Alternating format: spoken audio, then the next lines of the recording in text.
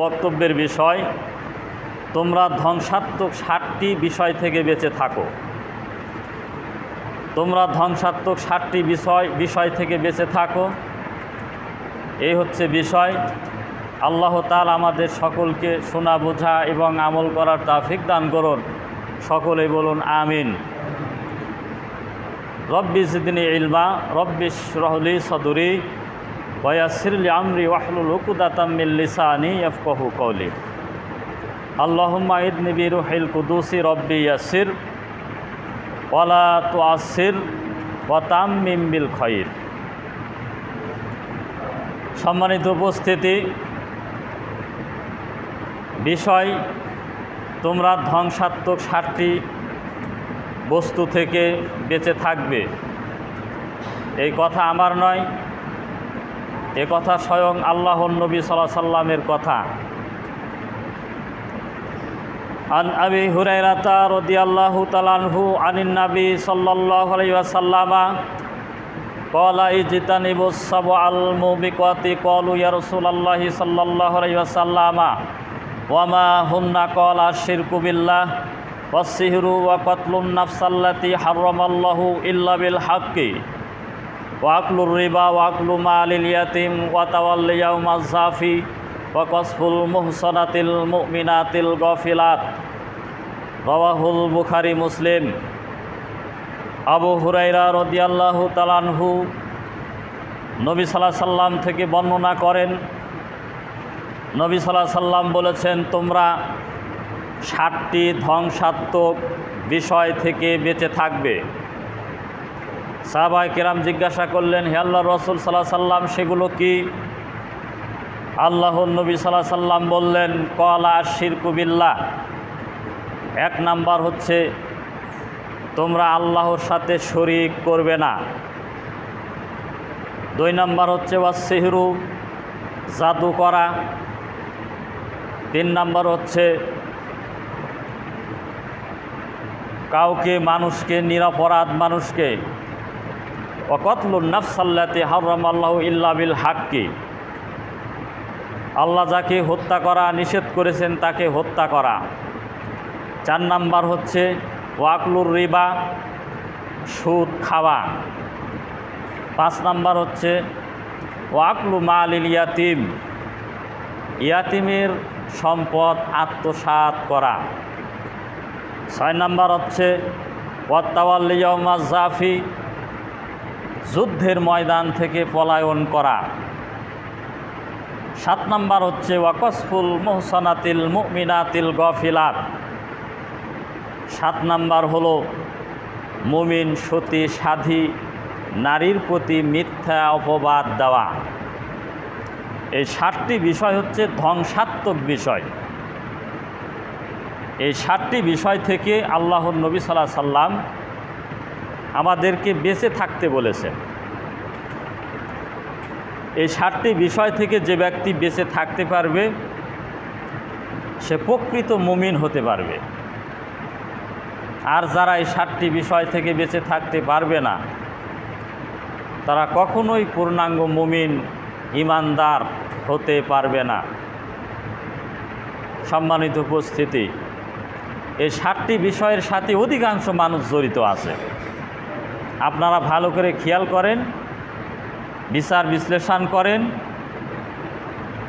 সমাজের, পরিবারের, দেশের অধিকাংশ মানুষ এই ধ্বংসাত্মক 7টি বিষয়ের সাথে জড়িত।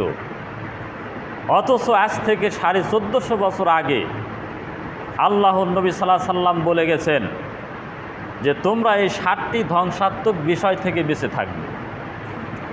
যদি তোমরা এই 7টি বিষয় থেকে বেঁচে থাকতে পারো, তোমরা ঈমানদার, নচেত তোমরা বেঈমান।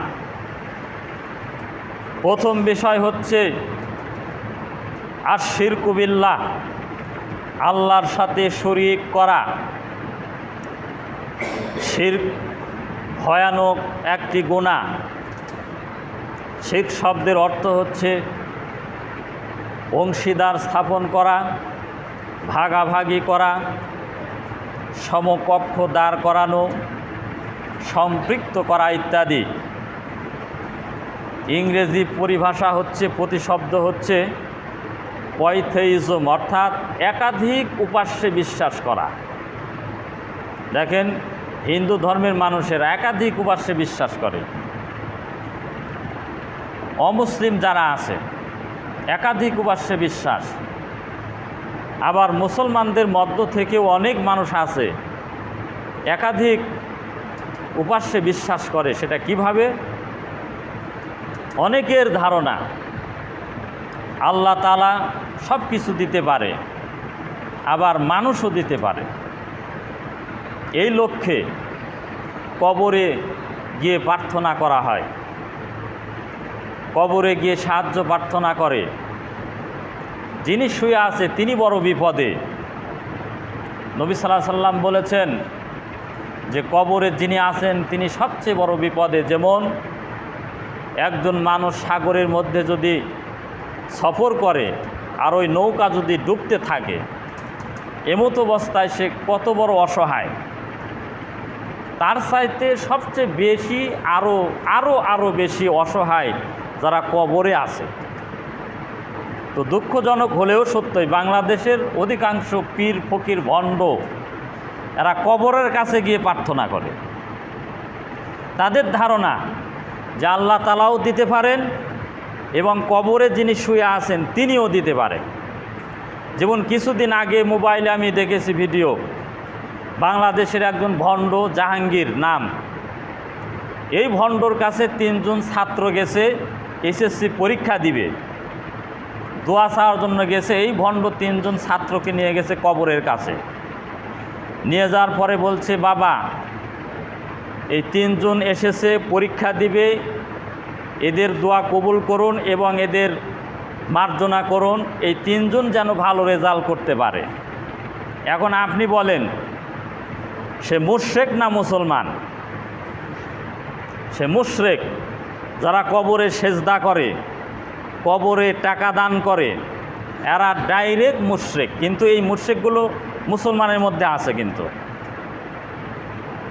হিন্দুরা করে দুর্গা পূজা আর মুসলমানেরা করে দরগার পূজা। কোনো পার্থক্য ভেদাভেদ নাই। হিন্দুরা যেমন দুর্গার কাছে মাথা নত করে মুশরিক হয়েছে, আর এই নামধারী মুসলমান শয়তান এগুলো দরগায় গিয়ে সেজদা করে, দরগায় টাকা দান করে মুশরিক হয়ে গেছে। নিঃসন্দেহে মুশরিক। তো একাধিক উপাস্যে তাদের বিশ্বাস। ছেলে মেয়ে হচ্ছে না, ওই দরগায় গিয়ে ওই পীরের মাজারে গিয়ে সেজদা করে ওই পীরের কাছে গিয়ে কিছু টাকা পয়সা দান করে সন্তান চাওয়া হচ্ছে। ছেলে মেয়ে পরীক্ষা দিবে চাওয়া হচ্ছে। নিজের বাড়িতে উন্নয়ন হচ্ছে না, উন্নয়নের ইচ্ছা আকাঙ্ক্ষার কথা কবরে গিয়ে চাওয়া হচ্ছে। এরা হচ্ছে ডাইরেক্ট মুশরিক। তো লোকমান হাকিম একজন সৎ বান্দা ছিলেন। এই লোকমান হাকিম কোনো নবী না, কোনো সাহাবী নয়, অথচ পবিত্র কুরআন মাজিদে তার নামে একটি সূরা নাজিল করেছেন। সেই সূরার নাম হলো সূরা লোকমান। লোকমান হাকিম কি করতেন, এই কথাগুলো আল্লাহ তাআলার কাছে পছন্দনীয় হয়ে গেছে। তিনি নবী না, কোনো সাহাবী নয়, কিন্তু তিনি যে ভালো মানুষ ছিলেন এবং তিনি কি কথা তার ছেলে মেয়েদেরকে বলতেন, এত পছন্দনীয় হয়েছে আল্লাহ তাআলার কাছে যে তার নামে একটা সূরা নামকরণ করেছেন এবং ওই সূরার ভিতরে তিনি যে কথাগুলো বলতেন এই কথাগুলো উল্লেখ করেছেন। যেমন লোকমান তার ছেলেকে বলতো, ইয়া বুনাইয়া লা তুশরিক বিল্লাহ, হে আমার ছেলে তুমি আল্লাহর সাথে শরীক করবে না। ইন্না শিরকা লা যুলমুন আযীম, নিশ্চয়ই শিরক হচ্ছে সবচেয়ে বড় অপরাধ। পিতা তার ছেলেকে নসিহত করতেন যে খবরদার তুমি শিরক করবে না, শিরক হচ্ছে সবচেয়ে বড় ভয়ানক পাপ। এই নসিহত কি আপনার ছেলে মেয়েকে করতে পেরেছি? আপনার স্ত্রীকে কি আপনি করেছেন এই নসিহত? আপনার পরিবারে কি করেছেন? কখনোই করি নাই, কিন্তু এই নসিহত আপনাকে করতে হবে। আন আব্দুল্লাহ ইবনে মাসউদ রাদিয়াল্লাহু তাআলা আনহু ক্বাল সালতুন নাবিয়্যা সাল্লাল্লাহু আলাইহি ওয়াসাল্লাম আইয়ুয যামবি আযামু ইনদাল্লাহ। আব্দুল্লাহ ইবনে মাসউদ রাদিয়াল্লাহু তাআলা আনহু থেকে বর্ণিত, রাসূল সাল্লাল্লাহু আলাইহি সাল্লামের কাছে এসে জিজ্ঞাসা করলো একজন ব্যক্তি যে আল্লাহর নিকট কোন পাপ সবচেয়ে বড়? আল্লাহর নবী সাল্লাল্লাহু আলাইহি সাল্লাম বললেন, ক্বালা আন তাজআলা লিল্লাহি নিদ্দান, আল্লাহর সাথে শরীক করা। ওয়া হুয়া খলাকাকা, অথচ তিনি তোমাকে সৃষ্টি করেছেন। তাহলে একজন বেদুইন সাহাবী মরুভূমিতে বসবাস করে, এই সাহাবী এসে আল্লাহর নবীকে জিজ্ঞাসা করলেন যে কোন পাপ সবচেয়ে বড়? আল্লাহর নবী সাল্লাল্লাহু আলাইহি সাল্লাম তাকে বললেন যে আল্লাহর সাথে শরীক করা। ইন্নাল্লাহা লা ইয়াগফিরু আন ইউশরাকা বিহি ওয়া ইয়াগফিরু মা দুনা যালিকা লিমান ইয়াশা ওয়া মা ইউশরিক বিল্লাহি ফাকাদ ইফতারা ইসমান আযীমা। সূরা নিসা 48 নম্বর আয়াত। নিশ্চয় আল্লাহ তাআলা ক্ষমা করেন না তার সাথে শরীক করাকে, তাছাড়া অন্য যে কোনো গুণ আল্লাহ তাআলা যাকে ইচ্ছা ক্ষমা করে দেন। ওয়া মা ইউশরিক বিল্লাহি ফাকাদ ইফতারা ইসমান আযীমা, আর যে ব্যক্তি আল্লাহর সাথে শরীক করবে সে দূরতম পথভ্রষ্টতায় পথভ্রষ্ট হয়েছে, সে পৃথিবীতে সবচেয়ে বড় পাপ রচনা করেছে। সূরা নিসার 116 নম্বর আয়াতে বলা হয়েছে, ওয়া মা ইউশরিক বিল্লাহি ফাকাদ দাল্লা দালালাম বাঈদা, যে ব্যক্তি আল্লাহ তাআলার সাথে শরীক করবে সে দূরতম ভ্রষ্টতায় পথভ্রষ্ট হয়েছে। ওয়ালাকাদ উহিয়া ইলাইকা ওয়া ইলাল্লাযিনা মিন ক্বাবলিকা লা ইন আশরাকতা লা ইয়াহবাতান্না আমালুকা ওয়া লা তাকুনান্না মিনাল খাসিরিন। সূরা জুমার 65 নম্বর আয়াত। নবীকে বলা হচ্ছে অবশ্যই তোমার প্রতি এবং তোমাদের পূর্ববর্তীদের প্রতি ওহী করা হয়েছে, তুমি যদি শিরক করো তোমার যাবতীয় আমল বাতিল করা হবে। ওয়ালা তাকুনান্না মিনাল খাসিরিন, এবং তুমি ক্ষতিগ্রস্তদের অন্তর্ভুক্ত হবে। আল্লাহ তাআলা আরও বলেন, ওয়ালাউ আশরাকু লাহাবিতা আনহুম মা কানু ইয়ামালুন। সূরা আনাম 88 নম্বর আয়াত। আর যদি তারা শিরক করত, অর্থাৎ নবীরা যদি শিরক করত, তাহলে তার যাবতীয় আমল বাতিল করা হতো। তাহলে এখান থেকে বোঝা যায় যে নবী রাসূলগণকেও কিন্তু ছাড় দেওয়া হয়নি। নবীকে সম্বোধন করে বলা হচ্ছে, নবী তুমি যদি শিরক করো তোমার যাবতীয় আমল বাতিল করা হবে। তাহলে আমাদের ক্ষেত্রে কি হবে বলেন? আমাদের আমল থাকবে না বাতিল হবে? আমাদের আমলও বাতিল হবে। ওয়া কাদিমনা ইলা মা আমিলু মিন আমালিন ফাজআলনাহু হাবাআম মানসুরা। সূরা ফুরকান 23 নম্বর আয়াত।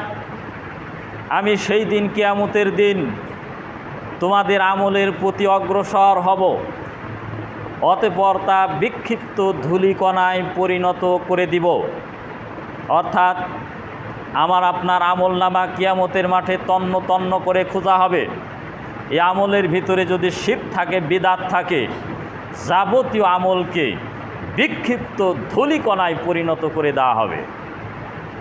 ওয়া মা ইউশরিক বিল্লাহি ফাকাআন্নামা খাররা মিনাস সামাই ফাতাখতাফুহু আত-তায়রু আও তাহবি বিহির রিহু ফি মাকানিন সাহিক।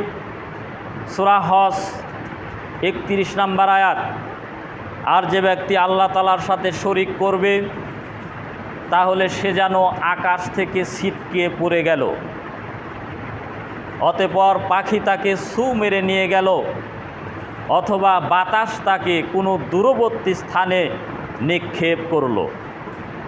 তাহলে এই আয়াত থেকে বোঝা গেল যারা আল্লাহ তাআলার সাথে শরীক করে তারা আকাশ থেকে যেন ছিটকে পড়ে গেল। যারা আল্লাহ তাআলার সাথে শরীক করে তাদেরকে পাখি যেন ছু মেরে নিয়ে গেল। যারা আল্লাহ তাআলার সাথে শরীক করে বাতাস তাকে কোনো দূরবর্তী স্থানে নিক্ষেপ করল। আল্লাহ তাআলা আরও বলেছেন, ইন্নাল্লাযীনা কাফারু মিন আহলিল কিতাবি ওয়াল মুশরিকিনা ফি নারি জাহান্নামা খালিদিনা ফিহা উলাইকা হুম শাররুল বারিয়া। সূরা বাইয়িনা 6 নম্বর আয়াত। নিশ্চয়ই যারা কাফের আহলে কিতাবদের মধ্য থেকে এবং মুশরিকদের মধ্য থেকে তারা জাহান্নামে চিরকাল থাকবে। উলাইকা হুম শাররুল বারিয়া, তারাই হচ্ছে সৃষ্টির মধ্যে নিকৃষ্ট মানুষ। যারা কুফরি করে, যারা ঈমান আনে না, যারা মুশরিক আহলে কিতাবদের মধ্য থেকে, এমনকি আমাদের মধ্য থেকে যারা মুশরিক, তারা হচ্ছে আল্লাহর নিকট সবচেয়ে নিকৃষ্ট মানুষ। নিকৃষ্ট মানুষ তারা, যারা শিরক করে, যারা আল্লাহ তাআলার সাথে কুফরি করে। আল্লাহ তাআলা আরও বলেন, ওয়াবুদুল্লাহ ওয়ালা তুশরিকু বিহি শাইআ, সূরা নিসা 36 নম্বর আয়াত। তোমরা আল্লাহর ইবাদত করো এবং তার সাথে কোনো কিছুকে শরীক করো না। আল্লাহ তাআলা নির্দেশ দিচ্ছেন যে তোমরা আল্লাহর ইবাদত করো, এই ইবাদতের সাথে কোনো কিছুকে শরীক করবে না। ইবাদত করতে হবে কাকে সন্তুষ্ট করার জন্য? আল্লাহকে সন্তুষ্ট করার জন্য। এই ইবাদতের মধ্যে কোনো কিছুকে শরীক সাব্যস্ত করা যাবে না। আল্লাহ তাআলা আরও বলছেন, মা কানা লিন-নাবী ওয়াল্লাযীনা আমানু আইয়াস্তাগফিরু লিল মুশরিকিনা ওয়ালাউ কানু উলি কুরবা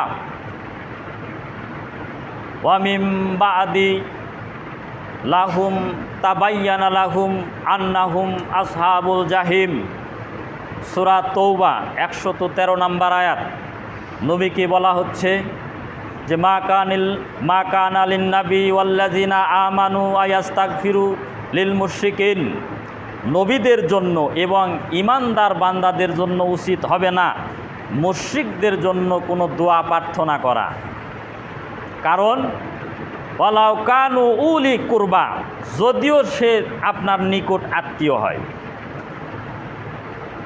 মিন বাদি মা তাবায়্যানা লাহুম, এরপরে যে তারা স্পষ্টভাবে ক্ষতিগ্রস্ত হয়েছে,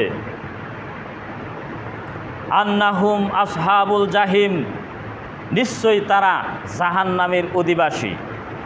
আল্লাহ তাআলা নির্দেশ দিচ্ছেন যে নবীর জন্য উচিত হবে না এবং ঈমানদার কোনো বান্দার জন্য উচিত হবে না।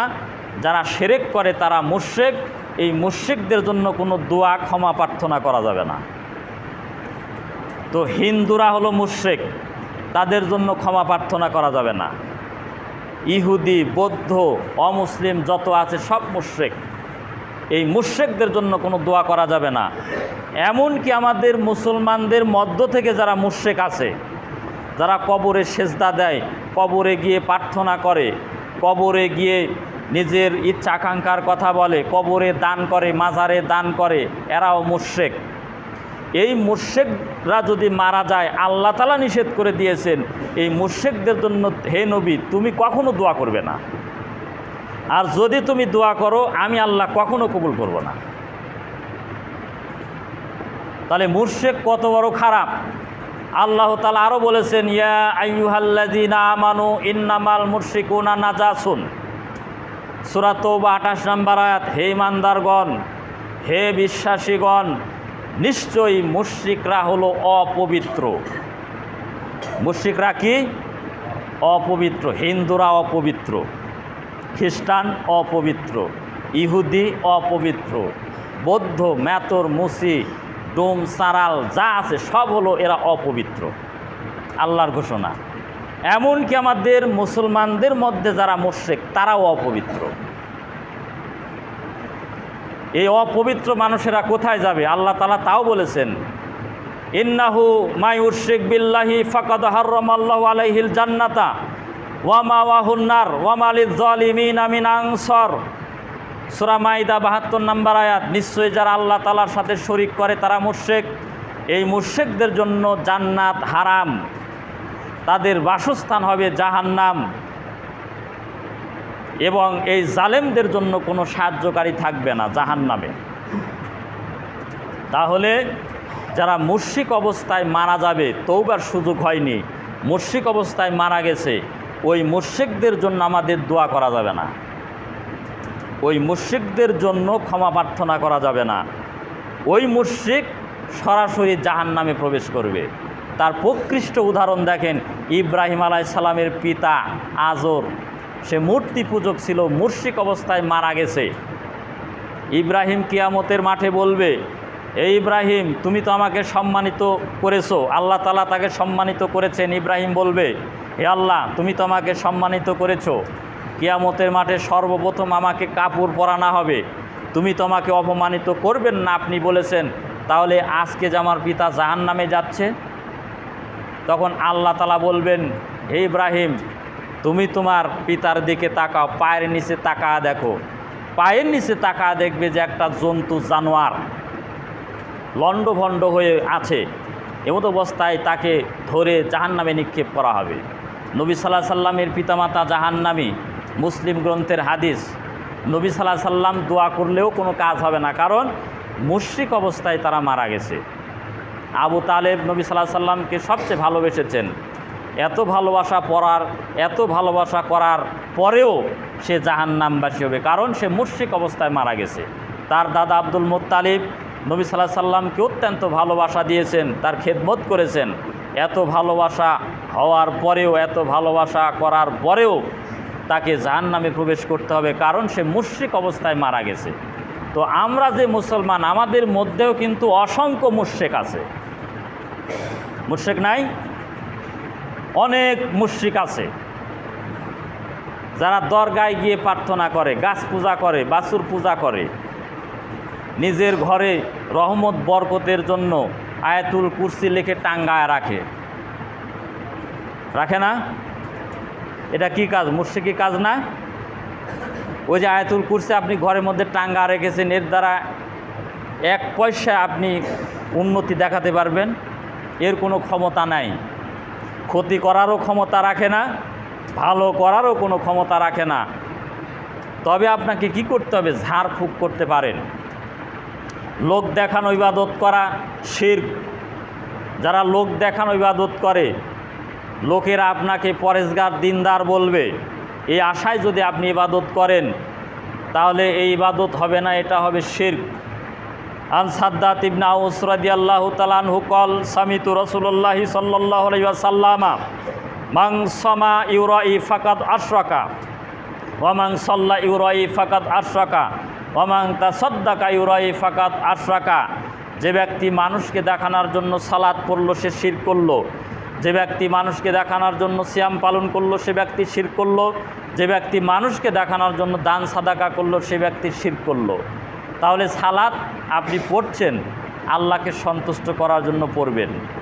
আপনার ইচ্ছা যদি এরকম হয় যে আমি নামাজ পড়তেছি, লোকের আমাকে নামাজি বলুক, আমি সিয়াম পালন করতেছি, আমাকে সায়ামি বলুক, আমি দান করতেছি, আমাকে দানবীর বলুক, এই ইচ্ছা আকাঙ্ক্ষা যদি আপনার মধ্যে থাকে, তাহলে ইবাদত তো হবেই না, বরং শিরক হবে।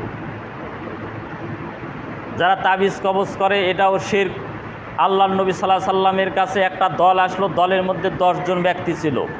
নবী সাল্লাল্লাহু আলাইহি সাল্লাম 9 জনকে বায়াত দিলেন, অর্থাৎ তারা মুসলমান হলেন, একজনকে বায়াত করালেন না। তখন ওই লোকটি জিজ্ঞাসা করলো, হে আল্লাহর নবী সাল্লাল্লাহু আলাইহি সাল্লাম, আমাকে আপনি বায়াত করালেন না কেন? আল্লাহর নবী সাল্লাল্লাহু আলাইহি সাল্লাম বললেন যে তার নিকট তাবিজ রয়েছে। অতঃপর লোকটি তাবিজ খুলে ফেলে দিল। আল্লাহর নবী সাল্লাল্লাহু আলাইহি সাল্লাম বললেন, মান আল্লাকা তামিমাতান ফাকাদ আশরাকা। যে ব্যক্তি তাবিজ ঝুলালো সে ব্যক্তি শিরক করল। তাহলে কিছু ভণ্ড আলেম ওলামা আছে, এই ভণ্ডরা বিনা পুঁজির ব্যবসা করে, একটা তাবিজ লিখে দিয়ে 1500 টাকা কিংবা 200 টাকা নিয়ে তাবিজের ব্যবসা করছে, এটা কিন্তু শিরক। এ কথা আমার নয়, আল্লাহর নবী সাল্লাল্লাহু আলাইহি সাল্লাম বলেছেন, মুসনাদে আহমদের হাদিস। আল্লাহর নবী সাল্লাল্লাহু আলাইহি সাল্লাম আরও বলেছেন, লা তুশরিকু বিহি শাইআ ওয়া ইন কুতিলতা আও হুররিকতা। তুমি আল্লাহর সাথে শরীক করবে না, যদিও তোমাকে হত্যা করা হয় অথবা তোমাকে পুড়িয়ে মারা হয়। আপনাকে যদি হত্যা করা হয় অথবা আপনাকে পুড়িয়ে মারা হয়, তারপরেও শিরক করা যাবে না। লোক দেখানো ইবাদত করা শিরক। বিভিন্ন সময়কে কেন্দ্র করে আমরা কুসংস্কার করে থাকি। অনেকেই বলে যে ভাদ্র মাসে যারা জন্মগ্রহণ করে, এই ভাদ্র মাস আসলেই তাকে নতুন পোশাক কিনে দিতে হবে। এই নতুন পোশাক কিনে না দিলে তার ক্ষতি হতে পারে। এগুলো শিরকি আকীদা।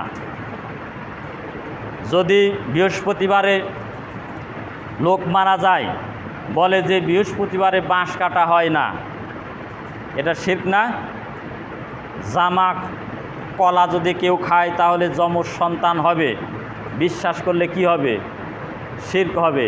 যারা গায়েবকে বিশ্বাস করে, গায়েবকে বিশ্বাস করে অনেকেই বিভিন্ন আলিম উলামা কিছু ভণ্ড পীর ফকিরের কাছে গিয়ে বলে যে বলেন তো আমার ভাগ্যে কি আছে।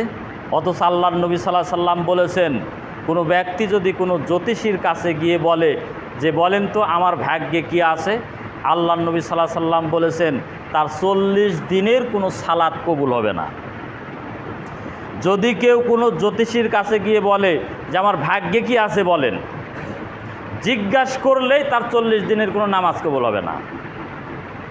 আর তাকে জিজ্ঞাসা করার পরে সে জবাব দিয়েছে, এই কথাকে যারা বিশ্বাস করবে তারা অবশ্যই মুশরিক, শিরক করবে। অনেকেই দাবি করে যে আমরা গায়েব জানি, অথচ কোরআন মাজিদ আল্লাহ তাআলা বলছেন গায়বা ইল্লাল্লাহ, আল্লাহ ছাড়া কেউ গায়েব জানে না। যেহেতু আল্লাহ তাআলা ছাড়া কেউ গায়েব জানে না, আর যারা গায়েব দাবি করে তারা অবশ্যই মুশরিক। তো অনেকে আবার যারা ব্যবসায়িক শ্রেণীর লোকে আছে তারা বলে, তারা এই কাজটা করে যে সকালবেলা যখন দোকান খুলেছে, নতুন খরিদ্দার এসেছে, যে টাকা পেল ওই টাকাকে চুমু দেয়, চুমু দিয়ে কোটাতে কিংবা তার বাক্সে রেখে দেয়, আর বলে যে money is the second god. এটা হলো শিরকি আকীদা। আবার অনেকেই বলে যে প্রকৃতির সৃষ্টি, প্রাকৃতিক দুর্যোগ। আসলে এই প্রাকৃতিক দুর্যোগ কে সৃষ্টি করেছেন? প্রকৃতি কে সৃষ্টি করেছেন? আল্লাহ তাআলা সৃষ্টি করেছেন। প্রকৃতির কি ক্ষমতা আছে যে কোনো দুর্যোগ নিয়ে আসা? আসমানের যে দুর্যোগ আসে, এই প্রাকৃতিক দুর্যোগ এটে জহরল ফাসাদু ফিল বাররি ওয়াল বাহার বিমা কাসাবাত আইদিন নাস, জলে এবং স্থলে যে বিপর্যয় হয়, এই বিপর্যয় আমাদের 2 হাতের উপার্জন। আমরা উপার্জন করেছি জেনা, ব্যভিচার, সুদ, ঘুষ, অন্যায়, অবিচার। এগুলো করার কারণে আল্লাহ তাআলা আযাব প্রেরণ করেন আসমান থেকে, জমিন থেকে। আর আমরা কি বলছি? প্রাকৃতিক দুর্যোগ, প্রকৃতির সৃষ্টি। এই প্রকৃতি আল্লাহ তাআলা সৃষ্টি করেছেন, এই বিশ্বাস রাখলে শিরক হয়ে যাবে। আর যারা শিরক করে মরে যাবে তারা নিশ্চিত জাহান্নামে প্রবেশ করবে। আবু হুরায়রা রাদিয়াল্লাহু তাআলা আনহু থেকে বর্ণিত, একজন ব্যক্তি রাসূল সাল্লাল্লাহু আলাইহি সাল্লামের কাছে এসে জিজ্ঞাসা করলেন, হে আল্লাহর নবী সাল্লাল্লাহু আলাইহি সাল্লাম, আমাকে এমন আমলের কথা বলে দিন যার মাধ্যমে আমি সহজে জান্নাতে যেতে পারি। আল্লাহর নবী সাল্লাল্লাহু আলাইহি সাল্লাম বললেন, তুমি আল্লাহর ইবাদত করবে, ওয়ালা তুশরিকু বিহি শাইআ, এবং তার সাথে কোনো কিছুকে শরীক করবে না। তুমি 5 ওয়াক্ত সালাত আদায় করবে, যাকাত তোমার উপর ফরজ যাকাত আদায় করবে, এবং রমাজানের সিয়াম পালন করবে। তখন ওই ব্যক্তি বলল, হে আল্লাহর নবী, আমি কসম করে বলছি আপনি যা বলেছেন এর একটু বেশিও করব না এবং কমও করব না। আল্লাহর নবী সাল্লাল্লাহু আলাইহি সাল্লাম বললেন, ওই লোকটি যখন বলে চলে গেল, আল্লাহর নবী সাল্লাল্লাহু আলাইহি সাল্লাম বললেন যে তোমরা যদি কোনো জান্নাতি ব্যক্তিকে দেখতে চাও তাহলে এই ব্যক্তির দিকে খেয়াল করো। তার মানে বোঝাতে চাচ্ছেন আল্লাহর নবী সাল্লাল্লাহু আলাইহি সাল্লাম যে এই ব্যক্তি আল্লাহর কসম করে বলেছে যে আমি আল্লাহ তাআলার সাথে কখনো শিরক করব না, আল্লাহর ইবাদত করব, 5 ওয়াক্ত সালাত আদায় করব, যাকাত আদায় করব, রমাজানের সিয়াম পালন করব, নবীজি যেভাবে করেছেন ঠিক সেভাবে করব, একটু বেশিও করব না, একটু কমও করব না। তখন আল্লাহর নবী সাল্লাল্লাহু আলাইহি সাল্লাম বললেন যে কোনো ব্যক্তিকে যদি দেখতে চাও তাহলে এই ব্যক্তির দিকে তাকাও, কোনো জান্নাতি ব্যক্তিকে যদি তোমরা দেখতে চাও তাহলে এই ব্যক্তির দিকে তাকাও। তাহলে বোঝা যাচ্ছে যে আপনাকে শিরক মুক্ত ইবাদত করতে হবে এবং সালাত আদায় করতে হবে। আল্লাহর নবী সাল্লাল্লাহু আলাইহি সাল্লাম যেভাবে আদায় করেছেন ঠিক সেভাবে আপনাকে আদায় করতে হবে। জাকাত আল্লাহর নবী সাল্লাল্লাহু আলাইহি সাল্লাম যেভাবে দিয়েছেন ঠিক সেভাবে জাকাত দিতে হবে। আল্লাহর নবী সাল্লাল্লাহু আলাইহি সাল্লাম যেভাবে রমাদানের সিয়াম পালন করেছেন ঠিক সেভাবে আপনাকে সিয়াম পালন করতে হবে। একটু বেশিও করা যাবে না, একটু কমও করা যাবে না। আন আবি জার রাদিয়াল্লাহু তাআলা আনহু ক্বালা রাসূলুল্লাহি সাল্লাল্লাহু আলাইহি ওয়াসাল্লাম সিংতানে মুজিবাতানে ক্বালা ইয়া রাসূলুল্লাহি সাল্লাল্লাহু আলাইহি ওয়াসাল্লাম মা আল মুজিবাতান ক্বালা মান মাতা ইউশরিক বিল্লাহি শাইআন দাখালান নার ওয়া মান মাতা লা ইউশরিক বিল্লাহি শাইআন দাখালাল জান্নাহ। রাওয়াহু মিশকাত। আবু জার গিফারি রাদিয়াল্লাহু তাআলা আনহু হতে বর্ণিত, তিনি বলেন রাসূল সাল্লাল্লাহু আলাইহি সাল্লাম বলেছেন যে দুইটি বিষয় দুইটি জিনিসকে আবশ্যক করে দেয়। তখন একজন ব্যক্তি জিজ্ঞাসা করলেন যে দুইটি বিষয় কি, সেই জিনিসগুলো কি? আল্লাহর নবী সাল্লাল্লাহু আলাইহি সাল্লাম বললেন মান মাতা ইউশরিক বিল্লাহি শাইআন দাখালান নার, যে ব্যক্তি আল্লাহর সাথে শরিক করে মারা যাবে সে জাহান্নামে প্রবেশ করবে। ওয়ামান মাতা লা ইউশরিক বিল্লাহি শাইআন দাখালাল জান্নাহ, আর যে ব্যক্তি আল্লাহ তাআলার সাথে শরিক না করে মৃত্যুবরণ করবে সে জান্নাতে প্রবেশ করবে। আপনি যদি আল্লাহ তাআলার সাথে শরিক করে মারা যান, যতই আপনি ইবাদত করেন, বস্তা ভরা যদি ইবাদত করেন, আপনি জান্নাতে যেতে পারবেন না। আপনি 5 ওয়াক্ত নামাজ আদায় করেন, আপনি হজ করেছেন, সিয়াম পালন করেছেন, যাবতীয় ইবাদত বন্দেগী সঠিকভাবে করেন, কিন্তু কবরে গিয়ে প্রার্থনা করেছেন, পীরের মাজারে গিয়ে মান্নত করেছেন, তাবিজ দিয়েছেন, তারপরে কদমবুসি করে অনেকে। আমাদের সমাজে অনেক মানুষ আছে যে কদমবুসি করে। কদমবুসি করা শিরক। পায়ে হাত রেখে সালাম বলে চুমু খায়, নিজের পিতামাতাকে সম্মান করতে গিয়ে কদমবুসি করে। আবার পীরের পায়ে হাত রেখে কদমবুসি করে, চুমু খায়, এটা হলো শিরক। এক কথা, যত শিরকি আকীদা আছে, শিরকি আকীদা নিয়ে যদি মরে যায়, তওবার সুযোগ হয়নি, সে নিশ্চিত জাহান্নামে প্রবেশ করবে। যতই সে ইবাদত করুক, কোনো ইবাদত কাজে আসবে না। তো আল্লাহর নবী সাল্লাল্লাহু আলাইহি সাল্লাম বলেছেন যে তোমরা ধ্বংসাত্মক 60টি বিষয় থেকে বেঁচে থাকো। প্রথম বিষয় হচ্ছে এটা। দ্বিতীয় বিষয় হচ্ছে যে তোমরা কোনো মানুষকে তোমরা কখনো অন্যায়ভাবে হত্যা করবে না। সূরা মাইদার 33 নম্বর আয়াতে বলা হয়েছে, কোনো ব্যক্তি যদি কোনো মানুষকে হত্যা করে অন্যায়ভাবে, নিরপরাধ মানুষকে হত্যা করলো, সে যেন গোটা পৃথিবীর মানব জাতিকে হত্যা করলো। আর যে ব্যক্তি কোনো নিরপরাধ মানুষকে রক্ষা করলো, সে যেন গোটা পৃথিবীর মানব জাতিকে রক্ষা করলো। ওয়ামা ইয়াকতুল মুমিনাম, যে ব্যক্তি কোনো মুমিনকে হত্যা করলো, ফাজাজাউ জাহান্নাম, তার জাহান্নামে শাস্তি দেওয়া হবে তাকে। এবং ওয়াগদিব আল্লাহু আলাইহি, তার উপর আল্লাহ তাআলার গজব নাজিল হবে, আল্লাহ রাগান্বিত হবে তার প্রতি এবং তাকে অভিশপ্ত করবেন। ও আদালাও আযাবান আদিমা, এবং তার জন্য চূড়ান্ত শাস্তি, ভীষণ শাস্তির ব্যবস্থা করবেন মৃত্যুবরণ করার পরে। সূরা নেসার 93 নম্বর আয়াত। তাহলে অন্যায়ভাবে কাউকে হত্যা করা যাবে না। ওয়াসসিহরু 3 নাম্বার, জাদু করা যাবে না, জাদু করা শিরক। এমনকি আল্লাহর রাসূল সাল্লাল্লাহু আলাইহি ওয়াসাল্লাম বলেছেন, জাদুকরকে যদি তোমরা পাও, জাদুকরদেরকে হত্যা করবে। 4 নাম্বার হচ্ছে ওয়াকলুর রিবা, সুদ খাওয়া যাবে না। আজকে দেখেন সমাজের অধিকাংশ মানুষ সুদের সাথে জড়িত। নবী সাল্লাল্লাহু আলাইহি ওয়াসাল্লাম বলেছেন, সুদ দাতা, সুদ গ্রহীতা, সাক্ষী এবং লেখক সমান অপরাধী। আপনি সুদ খাচ্ছেন না দিচ্ছেন, আপনি অপরাধী। কিংবা আপনি লেখক, আপনি সাক্ষী, সমান অপরাধী। আল্লাহর নবী সাল্লাল্লাহু আলাইহি ওয়াসাল্লাম বলেছেন, কেউ যদি 1 দিরহাম, 1 টাকা যদি কেউ সুদ খায়, 36 বার জেনা করলে যে পাপ হবে তার সমপরিমাণ পাপ তার আমলনামায় লেখা হবে। এমনকি আল্লাহ রাসূল সাল্লাল্লাহু আলাইহি ওয়াসাল্লাম বলেছেন, সুদের 70টি স্তর আছে, তার মধ্যে প্রথম স্তর হচ্ছে আল্লাহ রাসূলের সাথে যুদ্ধ করা। যারা সুদি লেনদেন করে তারা আল্লাহ রাসূলের সাথে যুদ্ধ ঘোষণা করলো।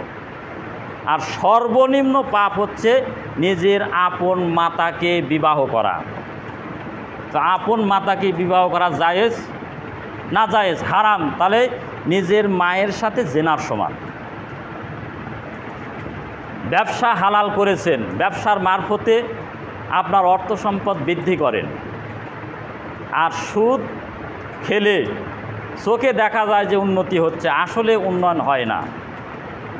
যারা সুদি কারবারের সাথে যুক্ত আছে তারা কখনোই জান্নাতে প্রবেশ করতে পারবে না। যারা সুদি কারবারের সাথে যুক্ত আছে হয়তো তার জীবনে সে অনেক উন্নতি করতে পারে, কিন্তু তার পরের প্রজন্মগুলো নিঃস্ব ফকির হবে ইনশাল্লাহ। অনেক নজির সমাজে প্রমাণ আছে। যারা ব্যাংকের সাথে, যারা সমিতির সাথে সুদি কারবারি করে লিপ্ত আছে তার জীবনটা হয়তো বা ভালো করে কেটে যাবে, কিন্তু পরের প্রজন্ম এমন আসবে যে ফকির হয়ে মানুষের কাছে ভিক্ষা করে খাবে। এজন্য আল্লাহ রাসূল সাল্লাল্লাহু আলাইহি ওয়াসাল্লাম বলেছেন সুদি কারবারি করা হচ্ছে নিঃস্বতা। এটা আপনার প্রজন্ম ভালো করতে পারে, কিন্তু পরের প্রজন্ম ধ্বংস হবেই হবে, আল্লাহর নবী সাল্লাল্লাহু আলাইহি ওয়াসাল্লাম বলেছেন। তাহলে সুদের যত লেনদেন আছে যদি আপনি ঈমানদার হন তাহলে আপনাকে সুদি কারবারি আজকেই তওবা করে ছেড়ে দিতে হবে। ইয়া আইয়ুহাল্লাযিনা আমানু যারু বাকিয়া মিনার রিবা, হে ঈমানদারগণ তোমরা তোমাদের সুদি কারবারি যারা করো, সুদের যা বকে আছে সব ছেড়ে দাও। ইন কুনতুম মুমিনিন, যদি তোমরা মুমিন হও। যদি কেউ মুমিন মুত্তাকি হয় তাহলে আজকে সে তওবা করে সুদি কারবারি ছেড়ে দিবে। তারপরে আল্লাহর নবী সাল্লাল্লাহু আলাইহি ওয়াসাল্লাম বলেছেন ওয়াকলু মালিল ইয়াতিম, ইয়াতিমের সম্পদ আত্মসাৎ করা। আল্লাহর নবী সাল্লাল্লাহু আলাইহি ওয়াসাল্লাম বলেছেন যে তোমরা ধ্বংসাত্মক 7টা বিষয় থেকে বেঁচে থাকো, তার মধ্যে 5 নাম্বার হলো যে ইয়াতিমের সম্পদ ভক্ষণ করা যাবে না। আমাদের এই বাংলাদেশে অধিকাংশ মানুষ ইয়াতিমের সম্পদ লুটে পুটে খায়। পিতা মারা গেছে কিংবা মাতা মারা গেছে, ছোট বাচ্চা ওই সম্পদ জোর করে দখল করে খেয়ে ফেলায়, বড় হলেও সে সম্পদ তাকে ফেরত দেয় না। এটা হলো ধ্বংসাত্মক বস্তু। 6 নাম্বার হচ্ছে ওয়াত্তাওয়াল্লি ইয়াউমাজ জাফি, যুদ্ধের ময়দান থেকে পলায়ন করা। এটা হচ্ছে ধ্বংসাত্মক বস্তু। আল্লাহর নবী সাল্লাল্লাহু আলাইহি ওয়াসাল্লাম আরেকটি হাদিসে বলেছেন কেউ যদি এই দোয়া পড়ে যুদ্ধের ময়দান থেকে পলাতক হলেও তাকে আল্লাহ তাআলা ক্ষমা করেন। আস্তাগফিরুল্লাহ আল্লাযী লা ইলাহা ইল্লা হুয়াল হাইয়ুল কাইয়্যুম আতুবু ইলাইহি। এই ইস্তেগফার যে ব্যক্তি পাঠ করে যুদ্ধের ময়দান থেকে পলায়ন করলেও আল্লাহ তাআলা তাকে ক্ষমা করবেন। আমাদের সমাজে যে একটা ইস্তেগফার আছে, কি ওটা, রব্বি মিন কুল্লি জামবি ওয়া আতুবু ইলাইহি, এটা হলো জাল হাদিস। সহি হাদিস হলো আস্তাগফিরুল্লাহ আল্লাযী লা ইলাহা ইল্লা হুয়াল হাইয়ুল কাইয়্যুম আতুবু ইলাইহি। আস্তাগফিরুল্লাহ রব্বি মিন কুল্লি জামবি ওয়া আতুবু ইলাইহি। এই ইস্তেগফার আমরা অনেকে জানি, পড়ে থাকি, এটা কিন্তু জাল। মুহাদ্দিসগণ এই হাদিসটাকে জাল বলেছেন, আর এই হাদিসটাকে সহি বলেছেন। আর 7 নাম্বার হচ্ছে ওয়া কসফুল মুহসানাতিল মুমিনাতিল গাফিলাত, তোমরা কখনো সতী সাদী মুমিন নারীকে অপবাদ দিবে না। সতীন সাদী মুমিন নারীকে অপবাদ দেওয়া এটা হচ্ছে ধ্বংসাত্মক বস্তু। তাহলে এই যে 7টা বিষয় থেকে আল্লাহর নবী সাল্লাল্লাহু আলাইহি ওয়াসাল্লাম আমাদেরকে বেঁচে থাকার কথা বলেছেন, আপনারা বাস্তবিক পক্ষে খেয়াল করে দেখবেন এই 7টা বিষয়ের সাথে অধিকাংশ মানুষ জড়িত আছে। এই বিষয়গুলো আমাদের পরিত্যাগ করতে হবে, আল্লাহর ভয়ে পরিত্যাগ করতে হবে। মৌত একদিন হবেই, মৌতের পরে আপনাকে হিসাব দিতে হবে। আপনার হিসাব আমি দিব না। আপনি সুদ খেয়ে খেয়ে টাকা অর্থ বৃদ্ধি করে চলে যাবেন, আপনাকে শাস্তি কবরে ভোগ করতে হবে, কিন্তু আপনার স্ত্রী আপনার ছেলে মেয়ে আরাম ভোগ করবে। বিল্ডিং অট্টালিকা তৈরি করে আরাম আয়েসে ঘোরাফেরা করবে, খাওয়া দাওয়া করবে, কিন্তু আপনি যে অর্থ ইনকাম করে গেছেন অবৈধ, এই শাস্তি আপনাকেই নিতে হবে, উপায় থাকবে না সেদিন। তো এই জন্য আপনাদেরকে উদাত্ত আহ্বান জানাবো, এই 7টা বিষয় যেন আমরা মেনে চলতে পারি এবং সহি সালামতে 5 ওয়াক্ত সালাত আদায় করতে পারি, সেই তৌফিক আমাদের সকলকে দান করুন। সকলেই বলুন আমিন।